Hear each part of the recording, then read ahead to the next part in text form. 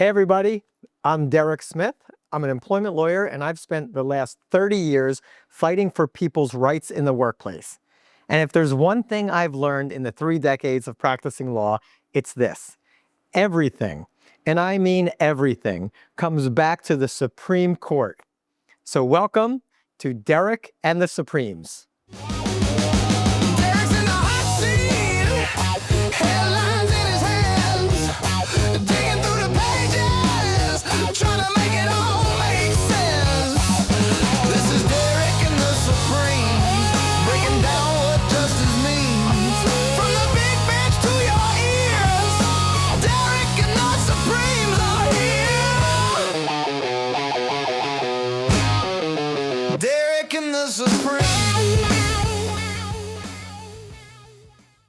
Now, quick civics refresher. Don't worry, I'll keep it painless. The United States government has 3 branches. Congress makes the law, the president enforces the law, and the Supreme Court interprets the laws. It's the ultimate check on the other 2. If Congress passes something unconstitutional, the court strikes it down. If a president overreaches, the court says, sit down. That's the system. 3 branches, checks and balances. Nobody gets to run the table. But here's what makes the Supreme Court different from every other court in America. When the Supreme Court speaks, that's it, game over. There's no appeal. There's no, let me talk to your manager. When 9 justices, or sometimes even just 5 of them, hand down a decision, that decision becomes the law of the land. Not just in one city, not just in one state, everywhere. Every courtroom, every police station, every school, every workplace, every square inch of the United States and its territories. From Manhattan to Guam. That's it, that's the ruling. And here's the part that blows people's minds. The Supreme Court only hears about 80 cases a year. They get thousands of petitions. In fact, they get 7,000 to 8,000 petitions and they pick roughly only 80. That means if your case makes it to the Supreme Court, it's not just important, it's important enough that the 9 busiest judges in the world looks at a pile of thousands of cases and said, yeah, this one matters. So that's what this show is about. Every episode, I'm going to break down a different Supreme Court case. And I promise you, these are not going to be boring. A lot of these cases have the most wild, unbelievable stories behind them. We're talking about a farmer who got in trouble with the federal government for growing too much wheat for his own chickens. We're talking about a guy who wore a jacket with a 4-letter word into the courthouse. It said, F the draft, and it turned into a First Amendment landmark case. We're talking about the time the Supreme Court had to formally decide whether a tomato is a fruit or a vegetable. Yes, we actually have a court decision from the Supreme Court as to whether or not a tomato is a fruit or a vegetable. By the way, spoiler alert, they said vegetable. The botanists are still upset about it. Now, will every case that we discuss be funny? No. Some of these cases are deadly serious. Some of them change the course of civil rights, criminal justice, the balance of power between the government and the people. And when we come across a case like that, one that's not funny at all, but is just too important to skip, we're going to talk about it because it would be a travesty not to. But most of the time, I think you're going to be surprised about how fascinating, how strange, and yes, how entertaining these cases are. Because the law is messy. People are messy. And when messy people end up in front of the highest court of the land, the stories are often incredible. So that's Derek and the Supremes. 1 episode, 1 case, 1 decision that shaped the country. Let's get into it. Today, we're going to be talking about PGA Tour Inc. versus Martin, the Supreme Court case that made the Supreme Court decide what golf is. What if I told you that 9 Supreme Court justices once sat around in their robes, reviewed legal briefs, heard oral arguments, and then wrote a formal opinion about what golf is? Not whether golf courses could discriminate, not whether the PGA Tour was a monopoly, the actual fundamental philosophical question: what is golf? What counts? What doesn't? Justice Scalia was so annoyed by the whole thing that he ended his dissent by referencing a dystopian Kurt Vonnegut short story.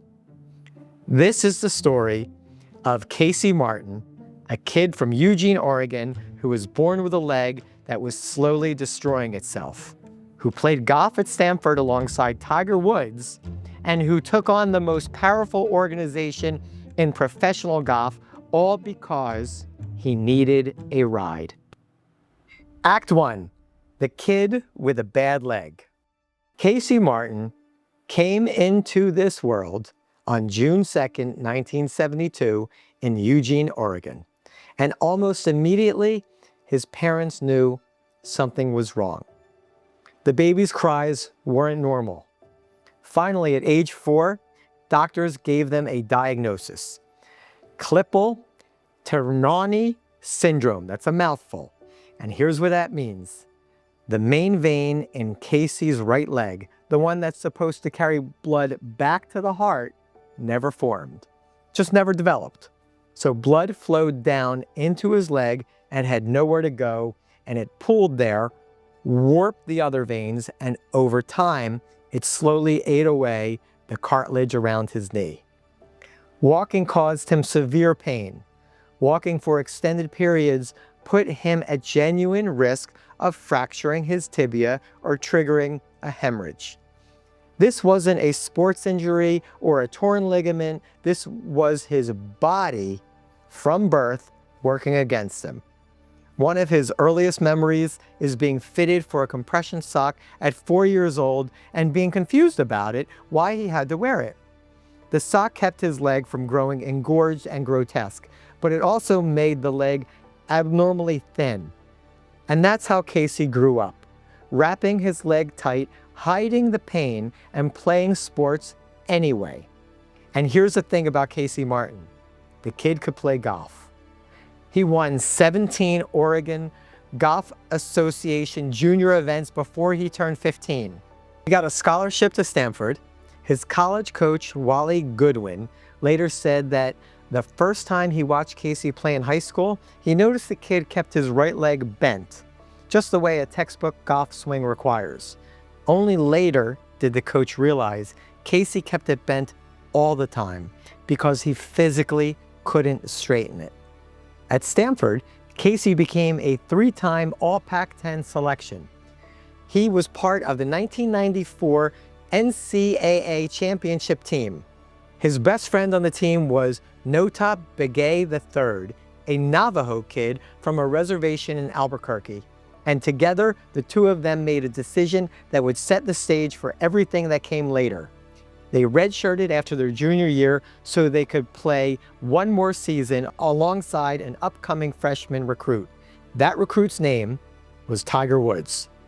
So picture this: 3 college kids on a golf team, one with a degenerative leg condition, one from a Native American reservation, and one who would become the most famous athlete in the world, all just being dorks together at Stanford in the mid-1990s. Oh, and Casey? He originally wanted to become a brain surgeon. He was a 4.0 student, but Stanford's coursework, plus the golf team, plus what he describes as a self-diagnosed ADD, blew that plan apart. He was just glad he had golf to fall back on. Act 2, going pro. In college, Casey used a golf cart when he needed one. The NCAA allowed it. The opposing teams didn't just tolerate it, they welcomed it. When Casey's Stanford coach was later asked if anyone complained, he testified, "Any complaints? No, sir." Exactly the opposite. Everybody recognized Casey for the person he was, Every coach and every player wanted Casey in the tournament. Then Casey turned pro in 1995, and the professional golf world was not nearly as understanding. The PGA Tour has a rule. It's printed on what they call the hard card, the official rules document for every tournament. It says, quote, "Players shall walk at all times during a stipulated round." Now here's the wrinkle. Carts were actually allowed in the senior PGA Tour. That's the tour for older golfers, of course. In fact, back in the 1980s, they tried banning carts on the senior tour, and there was such an uproar from older golfers demanding their carts back that the PGA dropped the ban after just 2 tournaments. Arnold Palmer himself had lobbied for the ban, thinking carts looked bad for the sport's image. The seniors didn't care about image. They wanted their carts. Carts were also allowed during the first 2 stages of Q School.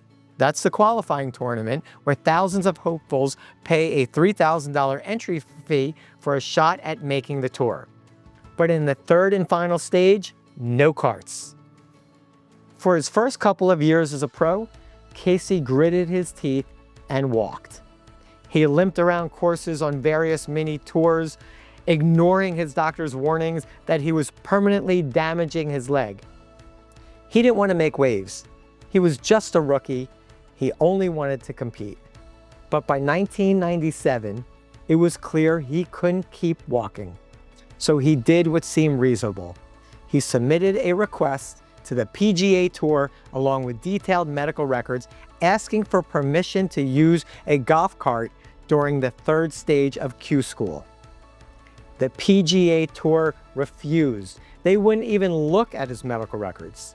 So Casey Martin did the only thing he had left. He filed a lawsuit. Act 3, the legal battle.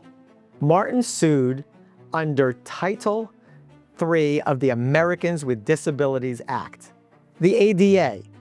That's the part of the law that says if you operate a place of public accommodation, you have to make reasonable modifications for people with disabilities, unless doing so would fundamentally alter the nature of what you're offering. Those 2 words, fundamentally alter, became the entire ballgame. The PGA Tour's argument was straightforward. First, they said, our tournament competition areas aren't places of a public accommodation. Sure, the spectator areas are open to the public, but the course itself, where the pros play, that's our turf. Private, elite, not covered by the ADA. Second, they argued that walking is an essential part of professional golf. It injects fatigue into the competition. A player who rides in a cart gets an unfair advantage over players who walk. Letting Martin ride would fundamentally alter the nature of the game. The case went through the district court, which sided with Martin. Then the 9th Circuit, the next level up, the 9th Circuit Court of Appeals also sided with Martin. The 9th Circuit had a great analogy. If a stadium owner invited the public to compete in foot races and kept running heats until only the 10 best runners remain, the track wouldn't stop being a place of public accommodation just because the field got smaller. But then something interesting happened. The very next day after the 9th Circuit ruled for Martin, the 7th Circuit, a different appeals court, reached the opposite conclusion in a similar case brought by a different golfer. Now you had a circuit split, this is called. It's basically the Supreme Court's bat signal. The case was going to the highest court in the land. Act 4. 9 justices play golf. On January 17, 2001, PGA Tour Inc. versus Martin was argued before the Supreme Court of the United States. And on May 29, 2001, the court handed down its decision 7-2 in favor of Casey Martin. Justice John Paul Stevens wrote the majority opinion, and it's a fascinating piece of legal reasoning. Let me walk you through the key moves. First, on whether the PGA Tour is a public accommodation, the court said yes. A golf course is literally listed in the ADA's definition of public accommodation. And the PGA Tour is a commercial enterprise operating in the entertainment industry. It's not a private club. Anyone can enter Q School for $3,000 and 2 letters of recommendation. The fact that only elite players make it through doesn't change what the facility is. The court rejected the PGA's argument that the competitors were somehow providers of entertainment rather than customers. The golfers pay to enter, they're customers, period, hard stop. Second, on whether a cart would fundamentally alter the game, this is where it gets philosophical. The court essentially had to answer the question, what is golf really? Justice Stevens wrote that from the earliest days of the sport, the essence of golf has been shot making, using clubs to get a ball from a tee into the hole in as few strokes as possible. Walking between shots, that's peripheral. It's how you get from point A to point B. It's not the game itself. The trial court had found that the fatigue generated by walking a golf course cannot be deemed significant under normal circumstances. But here's the kicker. Even with a cart, Casey Martin experienced more fatigue than his able-bodied competitors experienced walking. His disability was so severe that riding in a cart still left him more exhausted than the other players. So the idea that he'd gain an unfair advantage, the evidence didn't support it. The court also pointed out something that golfers already know. Golf is not a game where everyone plays under identical situations. Weather changes, some players get harder pin placements, someone gets a lucky bounce. The conditions are never perfectly equal. That's baked into the sport. Act 5. Scalia loses his mind. Justice Antoine Scalia, joined by Justice Clarence Thomas, wrote one of the most colorful, exasperated dissents in modern Supreme Court history. Scalia's core argument was actually pretty compelling on its own terms. He said, "Who are we to say what golf is? The PGA Tour is a private organization that makes its own rules. If they say walking is essential, then walking is essential. The rules of a game are by definition arbitrary. There is no such thing as real golf in some cosmic sense." He compared it to baseball's designated hitter rule. The American League uses it. The National League didn't. Neither version is more real than the others. The rules are whatever the rule maker says they are. If the public doesn't like them, they could stop watching. And then Scalia delivered the line that everyone remembers. He wrote that thanks to this ruling, it had been rendered, and I'm quoting, "the solemn duty of the United States Supreme Court laid upon it by Congress in pursuance of the federal government's power to regulate commerce to decide what is golf." You could practically hear the vein throbbing in his forehead. And for the grand finale, Scalia ended his dissent by referencing Kurt Vonnegut's short story, Harrison Bergeron, a satirical tale set in the future where a government forces talented people to wear handicaps so that everyone is perfectly equal. Ballerinas wear weights, smart people wear earpieces that blast noise to disrupt their thinking. It was a provocative, intentionally inflammatory comparison. Whether you think Scalia had a point or was being ridiculous, or maybe both, it's one of the most memorable dissents the court has ever produced. Act 6. What happened next? So Casey Martin won his case. He got to ride a kart on the PGA Tour. And the story should end there, right? Victory, credits roll, but life isn't a movie. Martin never became a star on the PGA Tour. He won one event on the Nike Tour, the Developmental Tour, in 1998, the Lakeland Classic. He briefly contended at the US Open that year, finishing tied for 23rd. But he never broke through at the highest level. By his own admission, his putting held him back as much as anything. He tried every putting style imaginable: standard, claw, belly, cross-handed, and actually, it got worse over time. He eventually stepped away from competitive golf and became the head coach of the men's golf team at the University of Oregon, right back home in Eugene, where it all started. And his leg never got better. It actually only got worse. In October of 2019, Casey was retrieving a garbage can from the street and misjudged a step. He broke his right leg. Because of his condition, the fracture wouldn't heal. He spent the next 2 years on crutches. Then in October 2021, Casey Martin, age 49, had his right leg amputated above the knee at the Mayo Clinic. That leg, the one that won an NCAA championship, that made the Supreme Court argue about what golf was, that made Jack Nicklaus reluctantly testify against karts, it was gone. But here's the part that gets me.